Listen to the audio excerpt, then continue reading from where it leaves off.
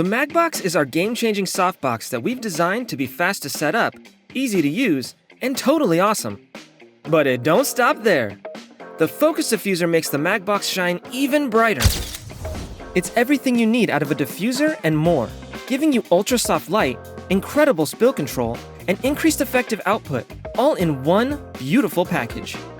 Diffusers can be a photographer's BFF when trying to get your light just right. But sometimes, they can be a real pain in the flash with their uncontrollable light spill and inefficient light output. We've always believed it shouldn't be hard to control soft light. Using the Focus Diffuser, you can place light exactly where you want it, thanks to the microstructures inside the lens-like material. These microlenses redirect the light in a 40-degree beam, giving you the control of a grid, but without that extra Velcro nonsense strapped to your softbox. The Focus Diffuser makes flashes work like a spotlight.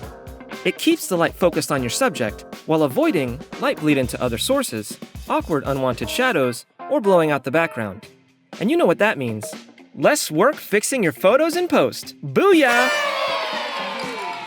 Now, if minimized spill hasn't made you see the light, the increased effective output on this baby will make you say hallelujah!